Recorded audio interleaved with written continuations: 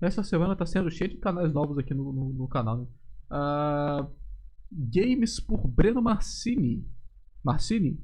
Mancini. Games por Breno Mancini. O problema com jogos brasileiros, você. Precisamos falar de jogos brasileiros. Esse vídeo Brasileiros. é uma chamada a todos e todas as criadoras de conteúdo e apreciadores de jogos e game devs Aham. também. Quero trazer à tona um problema que temos com jogos independentes no Brasil e que sinto acontecer recorrentemente com a mídia especializada e com criadores e criadoras de conteúdo por aí. Ó, eu tenho uma coisa que eu acho que é um grande problema em jogos brasileiros. Mas eu vou deixar ele falar primeiro. Grande problemática de se consumir e analisar jogos brasileiros e, Aham. obviamente, criá-los também. Recentemente vi o surgimento dessa discussão e depois de visitar a BGS e ver muitos jogos indies BR, eu senti Aham. que precisava falar disso aqui, como game dev e como criador de conteúdo também. Sejam bem-vindos e bem-vindas a Games por Breno Mancini. Eu sou Breno, Indie BR Mancini, e hoje vamos Oi, entender Breno. por que não existe problemas com jogos brasileiros. Pra começar, porque não vamos existe? entender de onde surgem os jogos BR. Não quero fazer um trabalho documental aqui, mas Olha precisamos só. saber que não surgiram agora. Desde 1983, com o Aeroporto 83, temos o primeiro registro de um jogo videogame brasileiro sendo lançado. Obviamente, a partir Caraca. daí, pérolas como o incidente de Varginha e tantos outros surgiram. O Brasil sempre foi um país com muito potencial criativo para jogos, inclusive O Brasil sempre foi um país com muito conhecimento e potencial para jogos. Aí ele mostra um jogo que foi literalmente uma cópia do Demo. tivemos muitas oportunidades, como a Tectoy fazendo história em hardware e software aqui no Brasil. Mas por muito tempo o que mais se destacava aqui no Brasil eram jogos inspirados fortemente em sucessos de fora. Não digo isso de forma negativa, na verdade, grandes franquias que temos hoje derivam de inspirações diretas, como Duke Nukem deriva de Doom, tal qual o incidente de Varginha também fez. Essa questão é importantíssima para a conversa que vamos ter hoje, a questão da referência. Todo jogo se forma de um amontoado de referências e inspirações, e se você acredita na teoria da morte do autor como eu acredito, vai concordar que toda originalidade não passa de uma mistura muito forte de referências diretas ou indiretamente. Referência é um fator importantíssimo na criação de uma obra, porém... Até pra quem desenha mesmo, se você perguntar pra qualquer desenhista aí, os caras vão falar, pô, aqueles desenhos que tem traço próprio, sabe? Poxa, eu fui desenhando e tal, copiando alguns artistas e tal, fui pegando o traço de um, traço de outro, traço de outro, traço de outro, formou o traço próprio, sabe?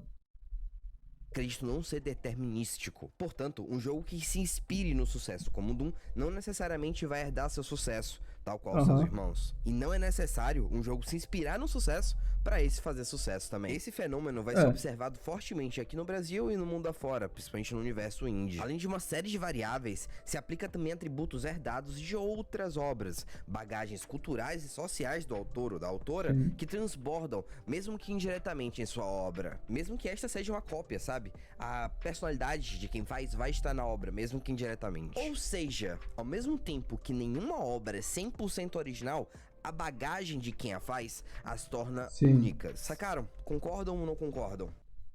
Sim, mesmo que seja um amontoado de cópias, não quer dizer...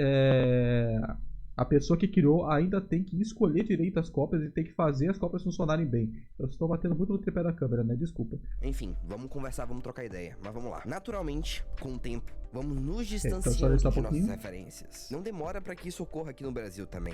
Obras com mecânicas, gameplays e universo próprios vão surgindo cada vez mais. Algumas, claro, alcançam sucesso aqui e lá fora. Mas foi então a partir de meados de 2010 que o crescimento exponencial começa aqui nos jogos BR. De acordo com a Associação Brasileira de Games, em 2014, tínhamos cerca de 133 estúdios no Brasil. Em 2018, 375. Em 2022, esse número já passou a casa dos 1000 estúdios, quase triplicando a cada 4 anos e só tende a aumentar. Mas nada disso é ao acaso. Se pensarmos no cenário de jogos indies brasileiro em 2014 e olharmos para o que temos hoje, agora, não tem como não dizer que estamos muito melhores e amadurecidos. Isso é natural e conhecido também. O mesmo aconteceu lá fora. Na medida em que amadurecemos a visão de jogos como obra artística, se torna uma fuga maravilhosa para a expressão criativa, cultural e artística de todas as pessoas do mundo. Os próprios videogames surgiram de inspirações de jogos de tabuleiro, esportes e atividades mundanas, até que enfim abraçaram o mundo virtual com experiências únicas. Agora precisamos entender que o amadurecimento de um mercado de jogo ocorre em paralelo ao amadurecimento e diversificação de suas inspirações, que refletem em uma originalidade de game design, direção artística e narrativa. Claro, isso no âmbito geral. Grande parte de jogos lançados mundialmente são jogos cópias ou muito amadores. Isso vem, obviamente, de minha experiência. Eu não achei nenhum dado pra isso. Se você souber, por favor, manda aqui. A gente tem um número absurdo de aumento de jogos lançados na Steam, por exemplo. Mas isso não quer dizer que esses jogos sejam menos originais. Quantidade de parada daquele jogo ali, ou coisas do tipo. Claro que essas minhas acusações levianas não desvalidam essas obras artísticas. Uma coisa que eu não entendo da Steam é porque eles colocam conteúdo adicional como se fossem jogos novos, sabe? Porque tipo, você fica, vou procurar a lista de jogos aqui. Aí tá ali. Tal jogo, pacote isso, tal jogo, pacote isso, tal jogo, pacote isso. Aí fica aparecendo um monte de vezes o mesmo jogo, velho. Praticamente, nem as classificam como boas ou ruins. Isso é muito importante. Mas, naturalmente, com o aumento de número de pessoas desenvolvendo o jogo, maior o número de obras ditas originais, aquelas com a distância maior de suas referências, mas com isso também um aumento de obras mais simples e com inspirações mais diretas. Se você aceitar essa minha afirmação empírica, a gente pode continuar. Porque esse crescimento no Brasil nada mais é do que um fenômeno mundial. Na década de 2010 tivemos um grande boom de indies ao redor do mundo, com Minecraft mostrando o poder de jogos independentes no mercado, trazendo o olhar do mundo todo para jogos independentes. Isso, inclusive, trouxe um fator muito negativo aos jogos indies como um todo, com a industrialização de seus métodos, fenômeno que menciono no vídeo sobre indie e que aqui eu vou explicar de forma melhor. Beleza. Indie Apocalypse. Tá.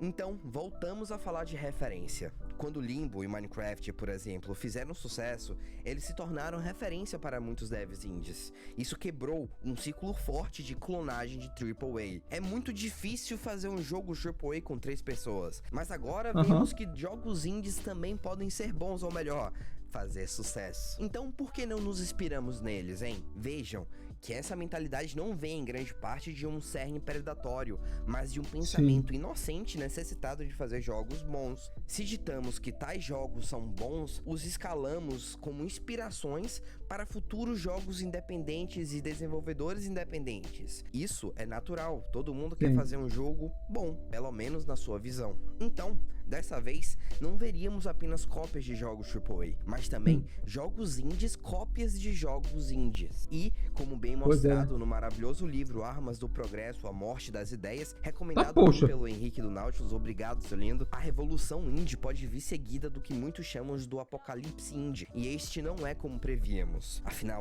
junto da vontade descabida do sucesso, vem o medo do fracasso. Nós aceitamos que o fracasso existe no mundo dos jogos, mas não estamos cientes de sua realidade. Enquanto milhares farão jogos para herdar o sucesso de suas referências, perdemos o número das frustrações nesse meio. A busca pelo sucesso indie se torna uma corrida violenta e cruel. Afinal, como mencionado no livro, se um jogo indie fracassa, não deveria ser surpresa para você. O sucesso dele deveria te surpreender. E chega até a ser cruel a cobrança que a gente faz nos indies. Exigimos que jogos indies sejam revolucionários, enquanto aceitamos jogos AAA formulaicos. Cobramos daqueles poetas famintos que sejam disruptivos, mesmo eles tendo apenas uma chance de sucesso. Calma, meu querido, não precisa filosofar agora não. Não queremos que apostem seguro, mas que arrisquem mesmo trabalhando em condições precárias. Infelizmente... O que eu acho disso? É o problema que eu vejo que é o quê? A gente vê muito o pessoal falando assim, nossa, não, poxa, os jogos AAA e tal, poxa, eles são quase iguais assim, porque as empresas veem a fórmula de sucesso e querem seguir, tá? É normal eles fazerem isso. Aí você vê o pessoal falando dos jogos indies, tipo assim, poxa, os jogos indies, cara, são, as pessoas falam, né, que, poxa, geralmente são pessoas apaixonadas por jogos, são pessoas que gostam muito e querem ver os melhores jogos que podem criar.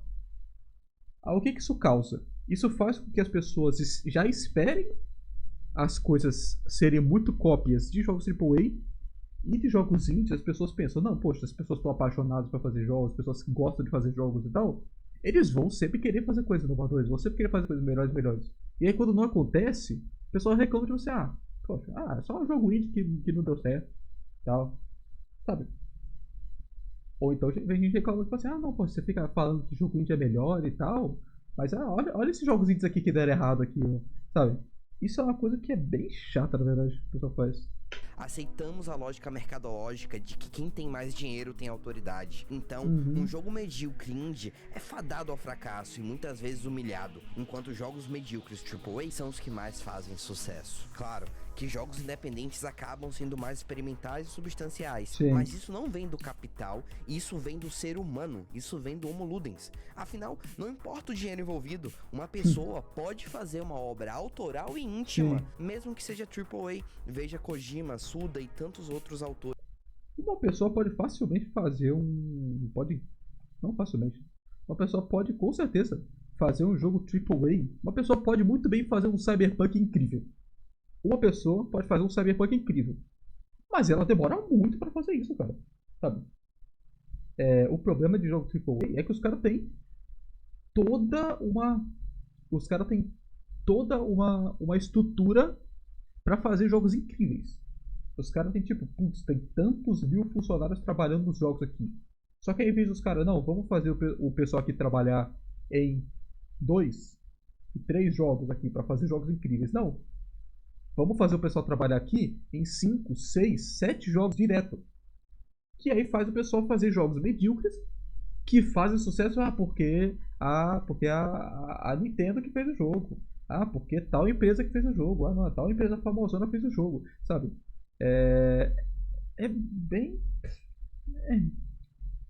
Tipo o próprio Cyberpunk mesmo, pô. Caraca, não, o Cyberpunk vai ser incrível, cara. CD Projekt tá fazendo o jogo, cara. Que estão por aí a provar isso. Precisamos parar de romantizar poetas famintos nos indies. Artistas que, por apelarem pelo jeito punk de fazer jogos, acabam criando obras extraordinárias. Essas pessoas poderiam fazer o mesmo em condições humanas de desenvolvimento, tendo um dia.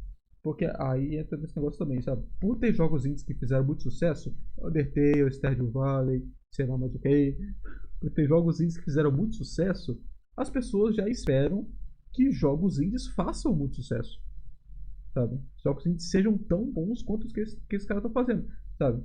Dinheiro pra se alimentar, Aí entra, desculpa ficar falando tanto. Aí entra aquela desculpa de, não, poxa, mas você aí com a sua equipe de 5 pessoas fez um jogo medíocre aqui? Poxa, mas o cara ali, ó, o cara ali só tinha 2 pessoas trabalhando no jogo e fez esse jogo incrível aqui. Sendo que isso não é comparável, assim, sabe? Esse nível de conhecimento não é assim. Se você quiser comparar esse tipo de coisa assim, você pensa,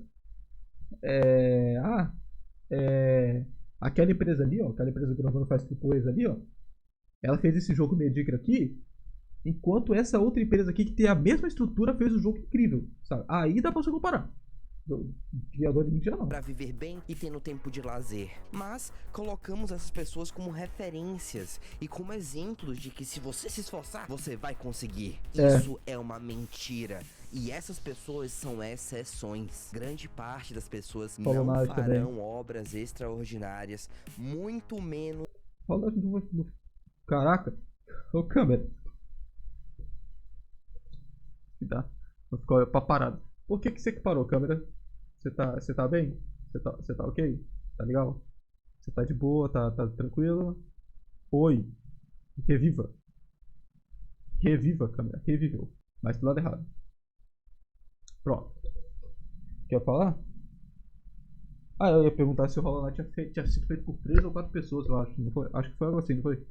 Em condições precárias. Não apenas o desenvolvimento e o acesso de criação de jogos criou um número enorme de indie pouco expressivos, que provavelmente serão esquecidos ou nem sequer conhecidos pelo público, mas também criou uma leva de novas exceções que criam um imaginário falso de que indies são a fórmula do sucesso. E de que indies precisam ser revolucionários, disruptivos, inovadores. e autorais. Pra deixar claro aqui, eu não sou contra essa acessibilidade de desenvolvimento, bem pelo contrário. Eu quero que mais pessoas façam jogos, não importa se esse jogo for medíocre, se esse jogo for só um clone, se esse jogo... Não importa, isso já é muito bom. Fazer um jogo, qualquer um que seja, já é uma obra de arte a mais no mundo. Afinal, como eu disse anteriormente, todas essas obras ainda possuem uma originalidade oriunda da bagagem autoral. E todas, sem nenhuma exceção, são obras de arte, ao meu ver. Não importa como esse jogo seja, é uma obra de arte. É uma expressão criativa sua, mas é necessário um olhar crítico aos impactos e movimentos gerados no universo indie devido ao capital. Então, tendo em vista que esse é um fenômeno mundial, eu te pergunto, por que para o Brasil seria diferente? O que define jogos brasileiros? Brasilidade, né? Então viva a brasilidade. Samba, fauna e flora, muita cultura indígena e muito carnaval. Isso está errado em muitos níveis. Mas vamos começar pelo que eu sei dizer melhor. Isso não define jogos brasileiros. Ele tocou no ponto que eu queria tocar no começo do vídeo. Que é o quê? Um grande problema que eu vejo, que é assim... Tipo assim, eu já um grande problema que eu vejo de jogos brasileiros que não são tão famosos quanto deveriam é jogar na sua cara. Jogar na sua cara assim, ó. Imagina o seguinte, ó. Vou tentar fazer um exemplo aqui, ó.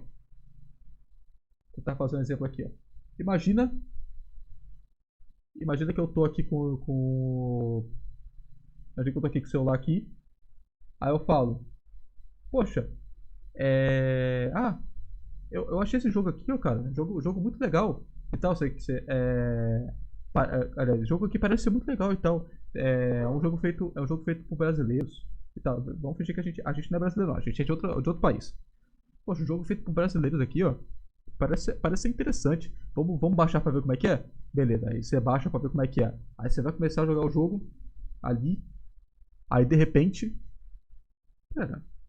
O que é samba? Pera. Como assim? Ué, futebol? Mas não é soccer? Mas tipo... Mas assim... O que é isso aqui? O que é essa outra coisa aqui? Esse tipo de coisa assim. Poxa, o que? Curupira? O que é Curupira, cara? Tipo,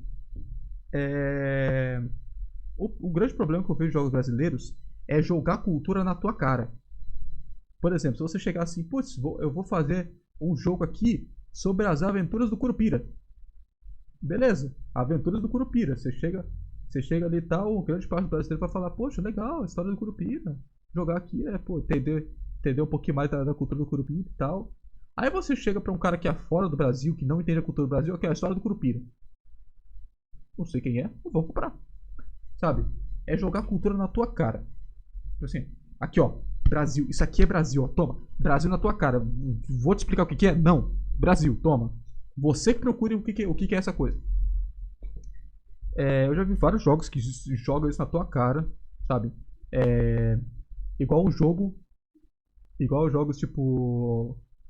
Há muito tempo atrás, uma empresa reclamando que o jogo dela é uma empresa relativamente pequena, acho que foi lá para 2011, 2010, não sei, foi há muito tempo atrás, reclamando que o jogo dela, o jogo brasileiro, não tinha feito tanto sucesso quanto deveria fora do Brasil. Aí eu fui ver o jogo naquela época lá, o que era, e mano, era um jogo de plataforma sobre a história indígena, né? Então, pô, interessante, história indígena, ok. Só que, tipo, tinha tantas referências brasileiras naquele troço que não tem como uma pessoa de fora entender nada daquele jogo. Não tinha como uma pessoa de fora entender absolutamente nada daquele jogo. Então, tipo, se uma pessoa de fora vê aquele jogo, ela pensa, putz, não tô entendendo nada, os caras não estão explicando nada. Tipo assim, tratando pras pessoas como se, poxa, conhecer a cultura do Brasil? É óbvio que... Como assim você não conhece a cultura do Brasil, cara? Não é muito óbvio, não, cara? Sabe? A não ser que você apresente a cultura, o jogo seu tá se baseando numa cultura do Brasil. A não ser que você apresente essa cultura pro pra pessoa de fora, você só tem uma chance dele fazer sucesso no Brasil, fora do Brasil, se ele for de coisas muito óbvias pra quem tá lá fora. Samba, carnaval, Rio, São Paulo, futebol, sabe? Coisas muito óbvias, sabe? Esse é o grande problema que eu vejo, é jogar a cultura na tua cara. Eu tô vendo ultimamente muitos jogos que não estão jogando cultura na tua cara, né? Igual, por exemplo, o Enigma do Medo. O próprio Enigma do Medo do Cellbit aí, cara. Pelo que aparenta até agora, ele não vai ter. Ele vai ter coisas, referências a coisas brasileiras, mas não coisas que te impeçam de entender o jogo, sabe? Tipo, vou botar aqui uma referência aqui de sotaque brasileiro. Uma referência aqui de sotaque brasileiro. Cara, não vai impedir que as pessoas entendam o jogo. Então, tipo, dane. É natural o processo de localização de jogos Tá, ao se poxa. criar clones ou jogos fortemente inspirados. Então, não me é estranho o surgimento de versões brasileiras de Call of Duty, PUBG e GTA por aí. Destes, inclusive, muitos que ganham destaque apelam para a simples brasilidade. Esta, inclusive, que nem ao menos é valorizada pelos seus conterrâneos, quem dirá no exterior. Mas a culpa é desses devs que fazem isso? Claro que não. Novamente, vamos falar de referência então. O governo não qual é faz a nada. referência que temos aqui no Brasil? Na medida em que jogos que colocamos como os bons são ainda AAAs, os colocamos como referências gerais. Se o público lá fora está distante de emergir no mundo indie, de verdade, nós aqui no Brasil nem sequer chegamos perto de enxergá-lo. A gente demorou muito para ver jogos indies no Brasil se distanciar de referências e eclodirem como um fruto próprio e autoral, e não brasilidade em forma de referência. Não é que esses jogos mais simples e apenas brasileiros existiam em maioria, não necessariamente, mas a impressão foi criada porque jogos que se baseiam apenas na brasilidade por muito tempo tiveram mais visibilidade na mídia e no público. Visibilidade essa que, ao meu ver, não passa de uma hipocrisia, uma falsa intenção de apoio ao cenário indie BR, como se a melhor forma de apoiar o cenário nacional fosse apoiar a brasilidade nos jogos, uma generosidade rasa que se sustenta em uma mentira, já que a pura brasilidade, com o tempo, vai perdendo poder aos olhos do público. Sim. Mas, novamente, isso é uma afirmação empírica, então não leve muito a sério. E não é à toa que demoramos mais de 10 anos para chegarmos no maior ano de desenvolvimento de jogos indies no Brasil. Na verdade, a melhor era que nós já tivemos. Em 2021, tivemos Case and the Wild Mask da Pixel Hive, tivemos Unsighted da Pixel Punk, tivemos o primeiro jogo brasileiro no catálogo da Netflix, com Domino's Café da Gazius, tivemos Dodgeball Academia com o Ivan Freire, enfim. O que esses jogos têm em comum? Nenhum deles tem brasilidade como cerne de sua obra. Mas também, todos eles tem muita brasilidade. Seja com referências Unsighted, com a escola do Dodgeball Academia, em qualquer outra coisa. Resumindo, não force as pessoas a procurarem, a entenderem a cultura do Brasil. Apresente a cultura do Brasil para elas.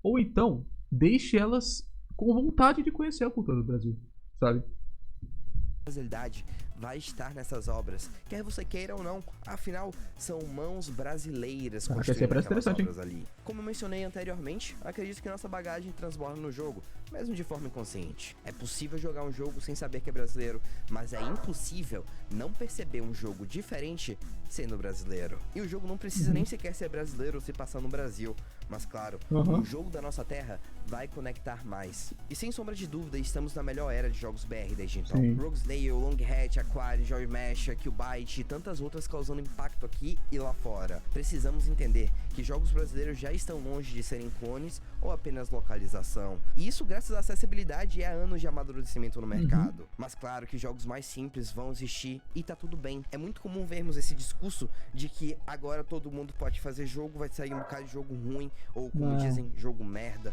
Isso é uma mentira e isso é completamente errado. Vamos dar ferramentas pra galera criar o que elas quiserem. E tá tudo bem. Se a grande maioria foram jogos poucos inspirados, tá tudo certo, porque aqui no Brasil é o que a gente deve esperar até que essa cultura seja mais forte, até que a galera aqui não tenha que pensar em várias outras coisas e, por último, pensar em fazer um jogo. E eu não digo que esses jogos... Também, eu botei sem querer.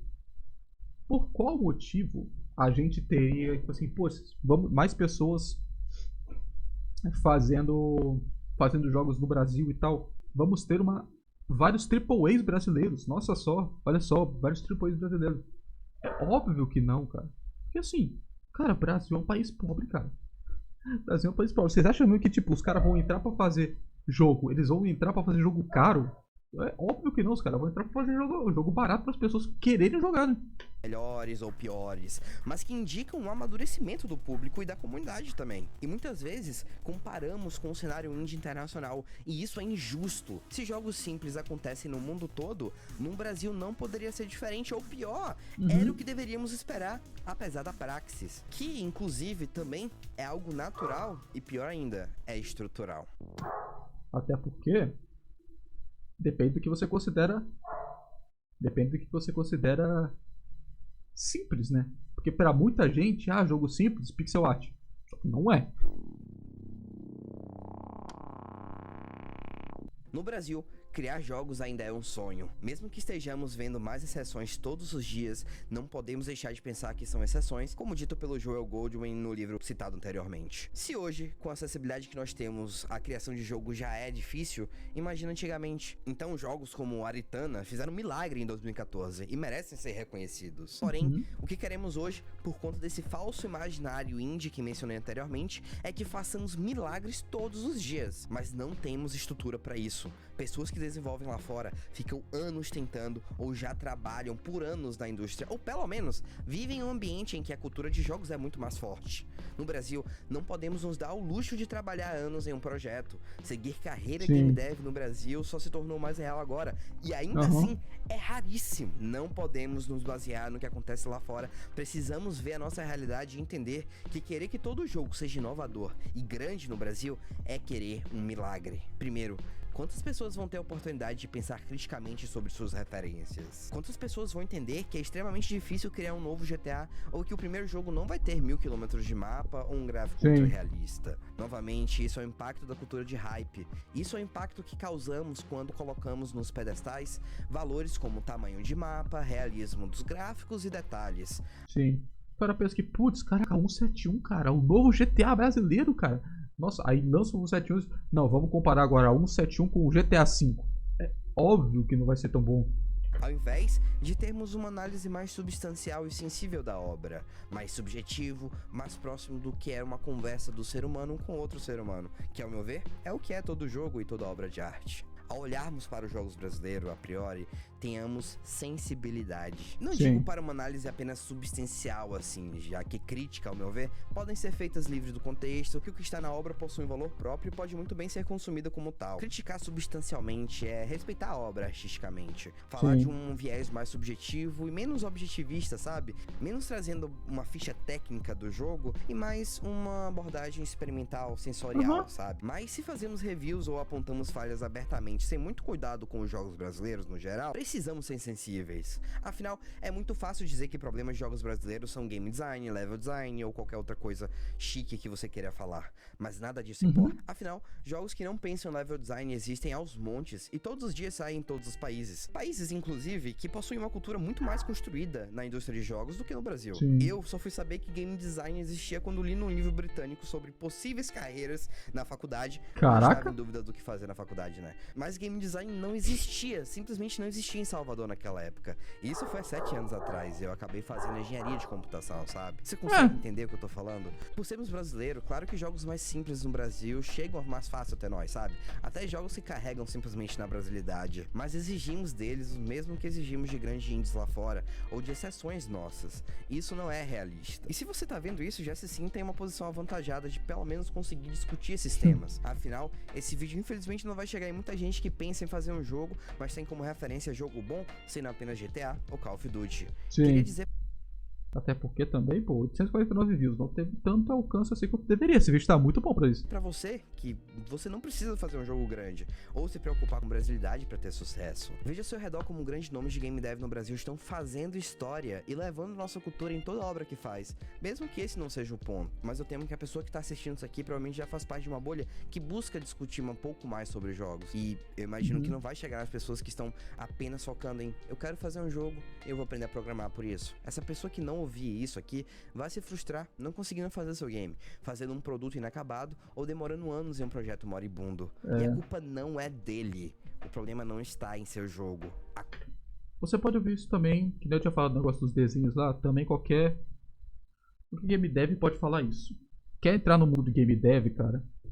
começa fazendo jogos pequenos. Faz 1, 2, 3, 5, 10, 20 projetos pequenos. Melhorando em cada um deles e tal.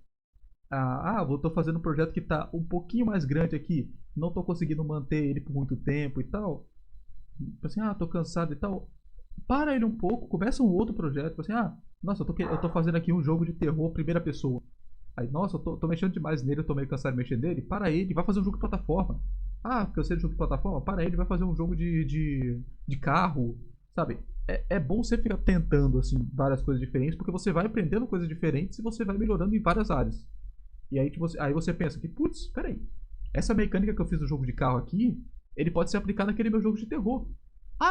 E talvez essa mecânica de movimentação do meu jogo de plataforma também se aplica no jogo de terror, sabe? É bom você não ficar... Não começa game dev querendo fazer uma coisa muito incrível. Igual, por exemplo, algum dia da minha vida, eu ainda quero fazer um Metroidvania. Mas né, Metroidvania é um projeto gigantesco. E fazer um Metroidvania sozinho, considerando que tem que ter arte, músicas, modelos, sei lá mais o que, demora muito. Muito mesmo. Provavelmente só quando eu tiver adulto ou muito mais velho eu vou conseguir fazer isso. A culpa é nossa. E o problema somos nós, que cedemos ao mercado, que aceitamos da indústria a falta do olhar humano às obras, que alimentamos a cultura do hype, que atribuímos características de qualquer jogo amador a jogos brasileiros, que fortalecemos o estigma ao analisarmos jogos brasileiros sem uma sensibilidade, que abraçamos o estereótipo de que jogo brasileiro é só brasilidade, que não entendemos que estamos muito atrás socialmente do que se tem lá fora. Nós desumanizamos obras de arte e fazemos isso em dobro quando são obras brasileiras. E pior de tudo, nos baseamos em exceções e cobramos de nossos devs que também sejam parte dos poucos porcentos que fazem sucesso. Por isso eu digo, façam jogos, mesmo que as pessoas dizem que esse jogo seja ruim ou que não seja o que as pessoas esperam aqui dos jogos brasileiros. E saiba que o problema dos jogos brasileiros não está no jogo, está em você, que já espera muito de um milagre, que é fazer um jogo no Brasil. Caraca, tem mais coisa pra falar ainda, hein? Basicamente é isso, né? Tipo, não espere uma cirurgia não espere uma cirurgia de troca de pulmão de um cara que acabou de se formar em medicina. E é isso que eu precisava falar. Eu queria dar um salve a todos os desenvolvedores que eu conheci na BGS. São maravilhosos, as pessoas são maravilhosas. Queria dar um salve também a devs, que é a galera que eu acompanho. Vocês fazem um trabalho se tudo der certo, ou ano que vem, ou depois, ou no outro ano, pra lançar, 2025. Eu sei como é forte. Não. Sabe, essa pressão em cima de jogo brasileiro. Eu sei como é difícil pensar que vai fazer um jogo baseado no que você quer fazer e não no que as pessoas esperam de você fazer. E eu entendo muito também esse apelo pro mercado internacional, porque francamente é compreensível a ideia de que o Brasil é muito cruel com o brasileiro, com os artistas brasileiros, e a gente tira a humanização da obra, que em jogos já é muito mais forte, sabe? Se isso já acontece em cinema, se isso já acontece na literatura, imagina em jogos que ainda são vistos como um brinquedo, que ainda são vistos como um produto, que ainda se traduz o valor da obra a horas de tempo jogado, a qualidade gráfica, a, sei lá, narrativa, a história. E também é querer demais que uma pessoa que tá fazendo um jogo, que tá pensando em programar primeiro, queira pensar em game design, queira pensar em level design, em character design. A pessoa não vai pensar nisso, cara. A pessoa precisa sobreviver e fazer um jogo. Isso já é um milagre. Ela vai chegar em casa e vai se preocupar em poder desenhar o boneco dele, modelar 3D o boneco dele, ou então conseguir fazer o boneco dele ou dela andar no jogo na Unreal, sabe? Ou no Unity, ou programar, ou colocar linha de código. Ele não vai pensar. Pelo amor de Deus, se você tá começando no Game Dev, não vai pra Unreal. Vai pra Unity, vai pra Game Maker, até Godot, mas não vai pra Unreal, não, pelo amor de Deus. Você mexe um pouquinho, depois você vai pra Unreal. Ele não vai pensar em ler uma coisa, ele não vai pensar em estudar uma coisa, porque francamente, ele conseguir terminar o jogo já é um milagre. Vamos tirar essa ideia, esse estigma, esse padrão que criamos de que jogo brasileiro é brasilidade. Jogo brasileiro não é brasilidade, não é, sabe? A gente tem aqui um lado muito eclético sabe? Não se distingue jogos brasileiros como se faz em outros Esse tá países. mostrando agora Porque parece nós temos interessante, uma sim. cultura muito múltipla, muito diversa, e isso se traduz nas obras que saem aqui. Se você pegar os jogos que saíram aqui nos últimos anos, você vai ver o quão diferente eles são, e francamente, isso é maravilhoso, isso é nosso pra caramba. Então, parabéns a muito mais todo mundo que precedente, fez né? um jogo, não importa como, não importa se seu jogo foi lançado ou não, se você tá aí no seu celular, se seu jogo tá na Steam, no Itch, sei lá, se você mandou no Discord pros seus amigos, não importa, se você fez um jogo, parabéns, você fez um milagre. Sim. E não se cobre tanto. É isso? Valeu, É galerinha. isso. Obrigado a todos os apoiadores e apoiadoras que fazem meu trabalho existir. Vocês são demais. Não se esqueçam de se inscrever. Não se esqueçam de me seguir em todas as redes sociais. Esse papo vai estar também lá no Instagram e também lá no TikTok. Então chega junto. E na Twitch, espero que a gente possa fazer uma live em breve. Vocês vão saber lá no Twitter quando tiver. E também no Instagram e também no TikTok. Enfim. Galerinha, valeu. Obrigado por tudo. E por mais discussões dessa, me sigam e olhem o Discord, que a gente tem essa discussão de Discord sempre, toda hora, direto. Chega lá, o link tá na descrição. É nóis. Valeu. Até mais. Tá difícil. VHS, várias horas de sexo. Tomar no...